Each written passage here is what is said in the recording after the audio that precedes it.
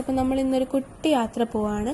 എവിടെയാണെന്ന് ഈ വീഡിയോയുടെ ലാസ്റ്റ് പറയാവേ. അപ്പോൾ രാവിലെ ഒരു 11 മണിയാകുമ്പോഴാണ് നമ്മൾ അവിടെ നിന്ന് ഇറങ്ങിയത്. നമ്മളൊരു 12 പേരോളം ഉണ്ടായിരുന്നു.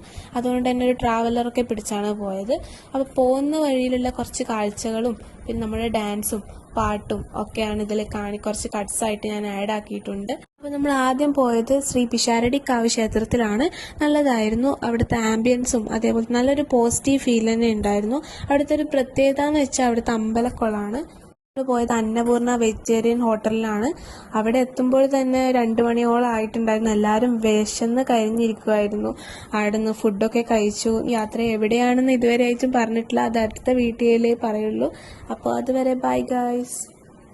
ഹലോ ഗായ്സ്, അപ്പോൾ കഴിഞ്ഞ വീഡിയോ കണ്ട് പലർക്കും മനസ്സിലായിട്ടുണ്ടാവും എൻ്റെ ഭാഗത്തുനിന്നൊരു ചെറിയ മിസ്റ്റേക്ക് വന്നിട്ടുണ്ടായിരുന്നു. ഞാൻ പിഷാരടിക്കാവാന്ന് കേട്ടോ പറഞ്ഞത്. അങ്ങനെ നമ്മൾ പിഷാരിക്കാവും കഴിഞ്ഞ് അവിടെ നിന്ന് നേരെ പോയതാണ് കാടാമ്പുഴ ഭഗവതീശ്വരൻ. അങ്ങനെ അവിടെ കുറച്ച് നേരം ചിലവഴിച്ചതിന് ശേഷം നമ്മൾ നമ്മുടെ മെയിൻ സ്പോട്ടിലേക്ക് പോയി. അതെവിടെയാണെന്ന് അടുത്ത വീഡിയോ പറയാം കേട്ടോ. അപ്പോൾ നമ്മുടെ മെയിൻ സ്പോട്ടിലെത്തി. നമ്മൾ ഗുരുവായൂർ അമ്പലത്തിലേക്കാണ് വന്നത്. എത്തിയപ്പോൾ തന്നെ വൈകിട്ട് 6 മണിയോളം ആയിരുന്നു. അപ്പോൾ ഒരു ചായയും കടിയൊക്കെ കഴിച്ചാണ് നമ്മൾ അമ്പലത്തിലേക്ക് പോയത്. അങ്ങനെ ഫസ്റ്റ് തന്നെ നല്ല തിരക്കായിരുന്നു. നമുക്കതുകൊണ്ട് തന്നെ ഉള്ളിൽ നിന്ന് ദർശനം കിട്ടിയില്ല. നമ്മൾ പുറമേ നിന്ന് കണ്ടിട്ടേ ഉള്ളൂ. അങ്ങനെ പ്രാർത്ഥിച്ച് നമ്മൾ പുറത്തിറങ്ങിയതിന് ശേഷം പുറത്ത് നിന്ന് കുറച്ച് ഫോട്ടോസൊക്കെ എടുത്ത് തിരിച്ച് നമ്മൾ റൂമിലേക്ക് മടങ്ങി. പിറ്റേ ദിവസം രാവിലെ 4:30 നമ്മൾ വന്നിരുന്നു. പക്ഷെ നമുക്ക് ദർശനം കിട്ടിയ സമയം 10 മണിയോടെ. അങ്ങനെ 6 മണിക്കൂറോളം നമ്മൾ ലൈനിൽ നിൽക്കുമായിരുന്നു.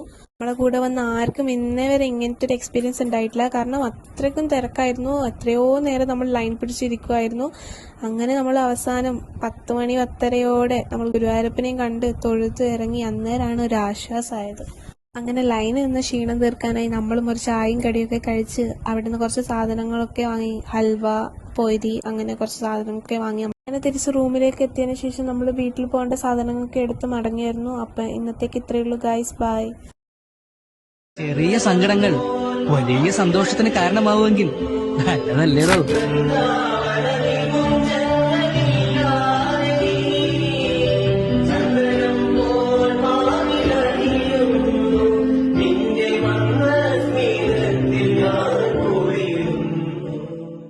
ഹലോ ഗായ്സ്, അപ്പം നമുക്കിന്നൊരു ട്രെയിൻ യാത്ര പോയാലോ? ട്രെയിൻ അല്ല കേട്ടോ, ഒരു റെസ്റ്റോറൻ്റ് ആണ്.